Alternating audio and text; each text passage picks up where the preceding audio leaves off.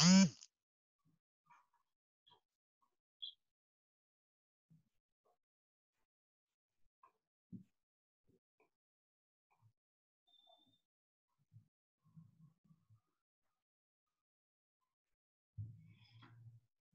di sesi 2 ini saya akan melanjutkan lagi materi yang terakhir tadi saya bahas di sesi pertama sampai di perlawanan melawan penjajah. Kalau ada pertanyaan itu bisa disampaikan melalui chat, kemudian nanti akan saya jawab.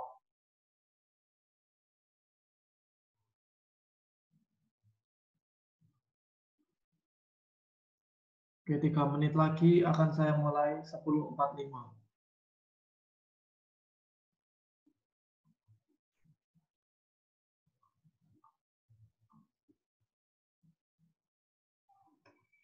Kalau ada pertanyaan bolehlah langsung di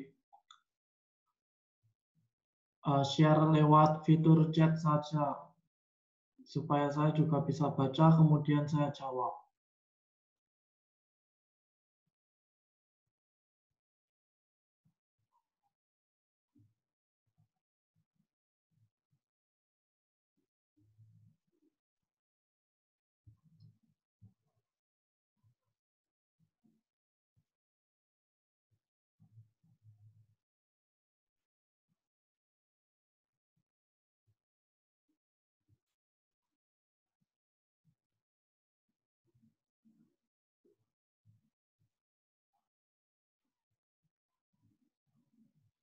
Untuk live IPS itu nanti saya batasi sampai jam 11. Ya nanti kalau misalnya lebih sedikit, nggak lebih dari 10 menit kok.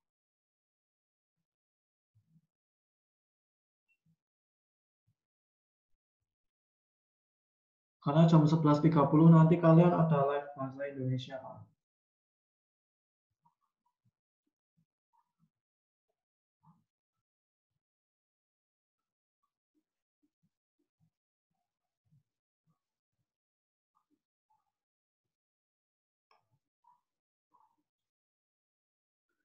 Oke, yang baru masuk, kalau misalnya ada pertanyaan, bisa langsung diketik di fitur percakapan atau Zoom group chat itu.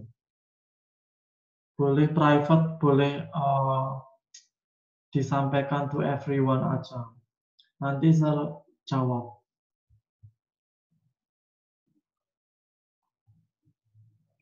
Jadi PowerPoint ini sekaligus sebagai handout-nya ya. Ya kurang lebih nanti yang keluar ya inilah yang saya sampaikan ini. Untuk soalnya itu berupa pilihan ganda sebanyak 25 pilihan ganda. Waktunya 75 menit. Untuk jadwalnya coba dicek lagi IPS kapan. Tapi biasanya antara setiap hari itu mulai next week ketika ulangan harian online itu mulai pukul 9, kemudian sampai pukul 12.15. Itu untuk 2 pelajaran. Jadi setelah 12.15, kalian bisalah kalau mau tidur siang lagi.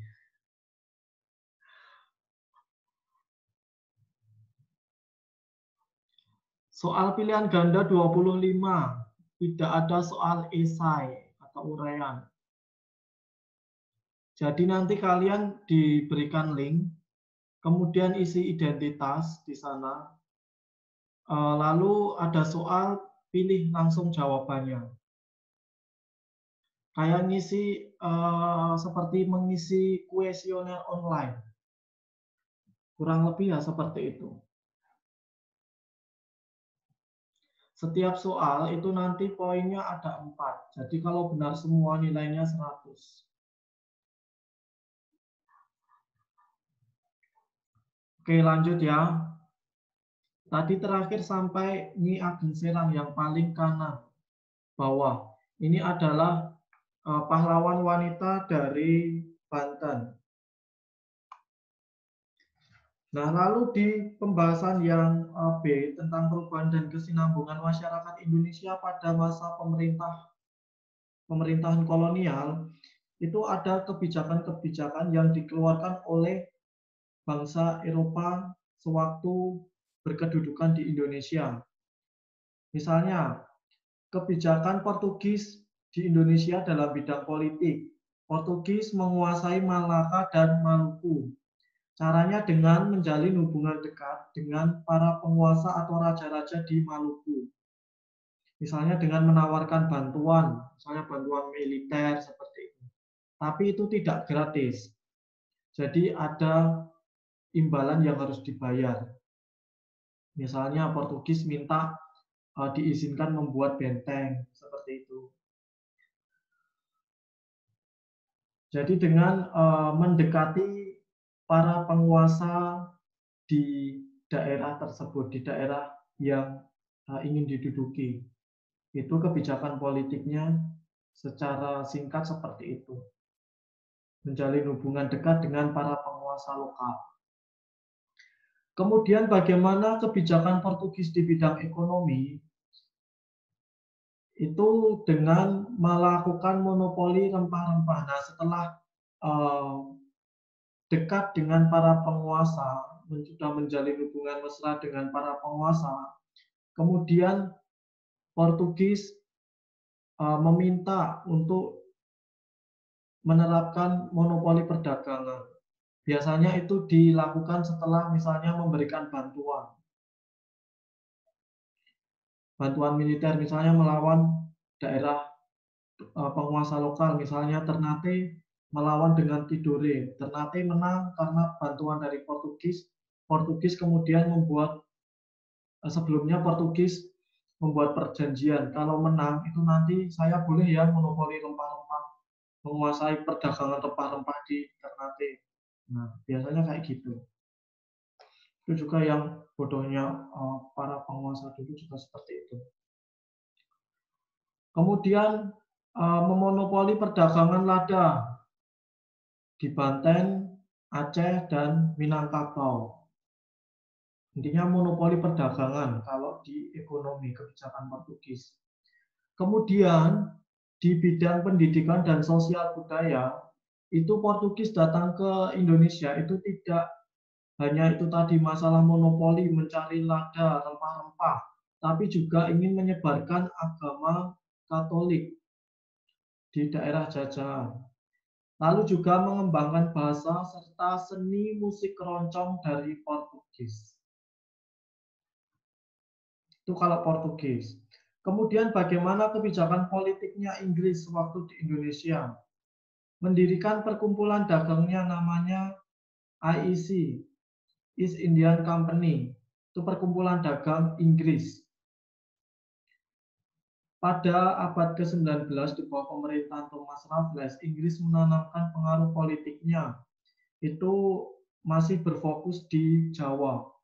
Dan ketika di Jawa, Raffles itu membagi menjadi 16 karesidenan. Jadi daerah-daerah itu dibagi di kotak-kotakan, dipetakan menjadi 16 karesidenan, 16 daerah. Lalu kebijakan ekonomi Inggris sewaktu di Indonesia itu selain tadi itu juga menjalin beberapa hubungan dengan para penguasa lokal seperti dengan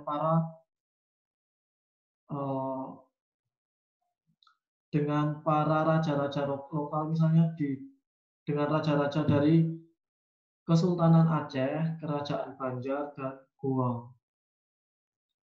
Inggris gagal memonopoli perdagangan karena terlalu memaksa aturan-aturan sehingga tidak mendapatkan dari penguasa setempat.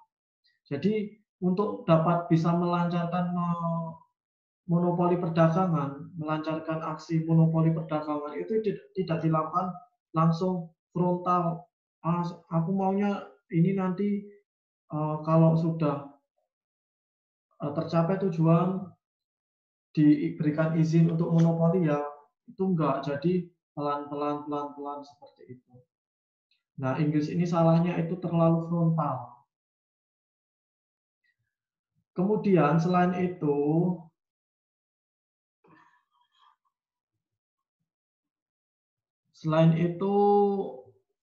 EIC juga kalah dengan kongsi dagang terutama dari Belanda. Maksudnya bisa pengaruhnya itu lebih besar Belanda dibandingkan Inggris, karena Belanda lebih bisa mengambil hati para penguasa lokal.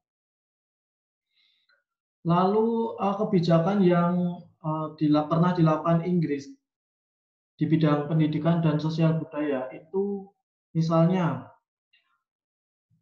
pemerintah kolonial memberi bantuan kepada para ahli pengetahuan untuk menyelidiki peninggalan sejarah kuno di Indonesia.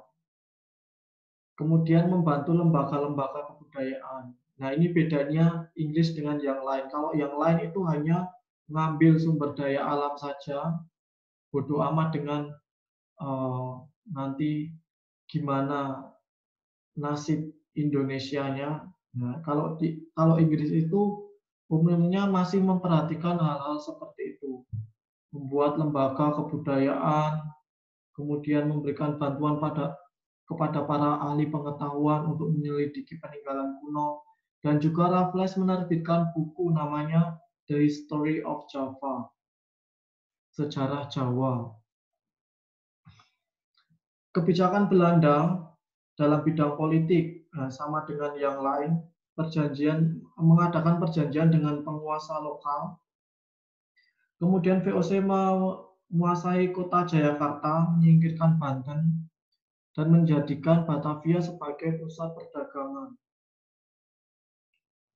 Kemudian VOC juga pernah berulah ketika Jawa dikuasai oleh Mataram, itu hingga berakhir bermuara pada perjanjian Giyanti di mana Mataram harus dipecah menjadi dua, yang kemudian namanya yang satu bagian, kalau kalian pernah ke Candi Prambanan, itu kan di sampingnya ada sungai. Nah, sebelah timurnya itu adalah punyanya Kesultanan Surakarta, Kasunanan Surakarta, sorry. Kemudian yang paling sebelah barat itu adalah wilayahnya kalau sekarang namanya Yogyakarta, Kesultanan Yogyakarta. Jadi Surakarta dan Yogyakarta itu sebenarnya dulu itu satu daerah. Tapi setelah perjanjian Giyanti mereka kemudian pecah menjadi dua karena intervensi Belanda juga. Di bidang ekonomi, melalui VOC Belanda menguasai perdagangan rempah-rempah di Maluku. Lalu untuk membatasi supaya harga rempah-rempah tetap mahal di pasaran Eropa, itu dibatasi tanaman rempah-rempahnya agar hasil panennya itu tidak berlebihan.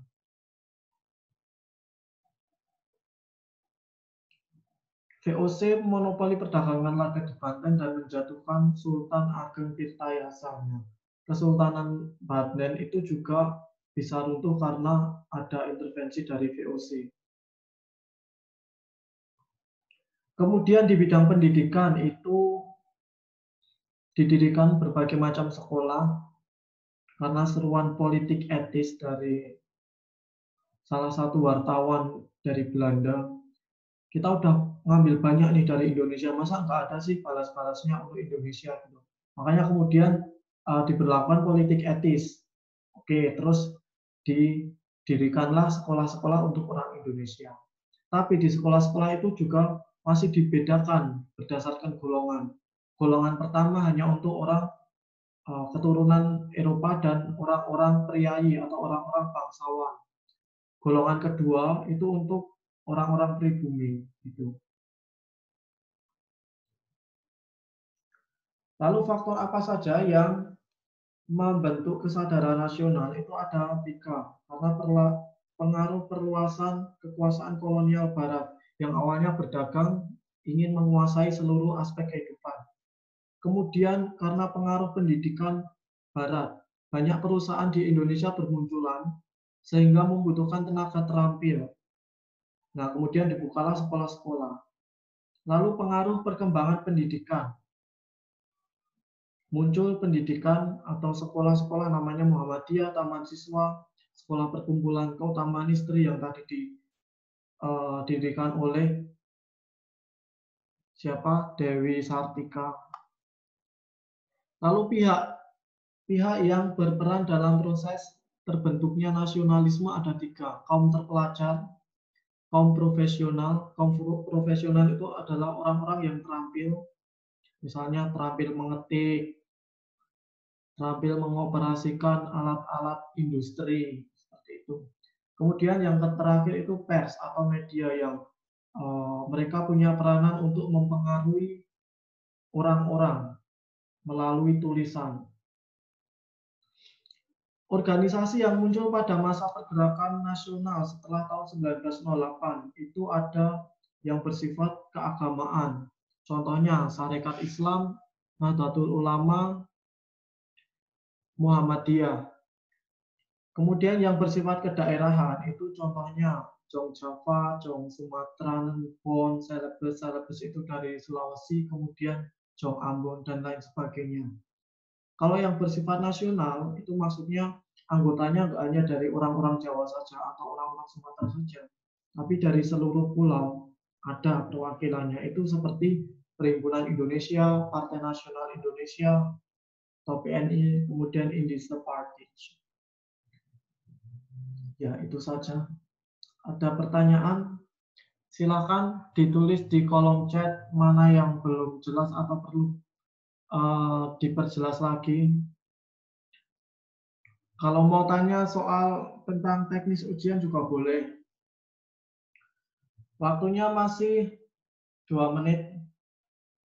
Kalau banyak pertanyaan bisa di-extend sampai 10, ya, sampai 11.10 lah.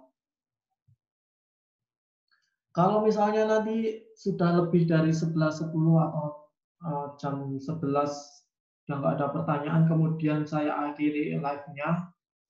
Kalau masih ada pertanyaan bisa disampaikan ke saya lewat WA atau lewat grup. Kalau lewat grup itu nanti tolong saya di-mention.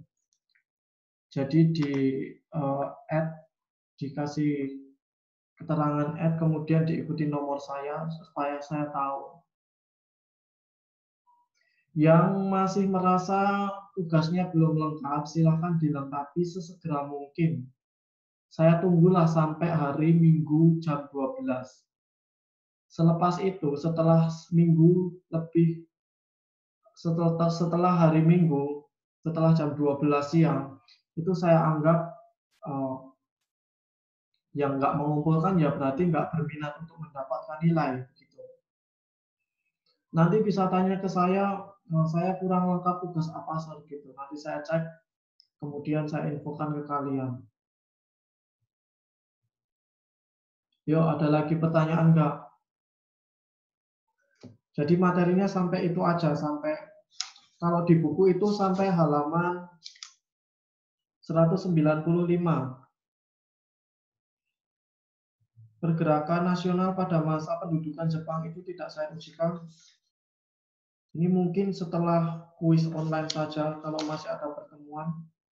Kayaknya sepertinya masih ada pertemuan, satu atau dua pertemuan itu masih kita bisa untuk pembahasan berikutnya. Tapi untuk yang kuis ini sampai dengan halaman 195. Yang ada gambarnya Ibu Dewi Sartika itu. Yang pendiri Sekolah Keutamaan Istri.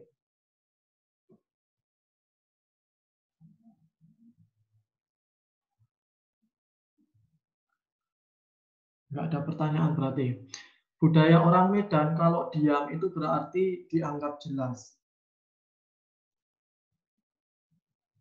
Ya, diam dianggap jelas. Berarti nggak ada lagi pertanyaan. Bisa saya akhiri. Semoga kalian mendapatkan nilai bagus di kuis online. Ya, belajar dari PowerPoint dan buku ya. Belajar dari PowerPoint dan buku. Itu ada soal-soal untuk latihan evaluasi halaman 202 sampai 203 itu kalau mau dikerjakan boleh. Ya mana tahu ada yang saya keluarkan 1-2 soal dari situ. Belajar dari PowerPoint dan buku.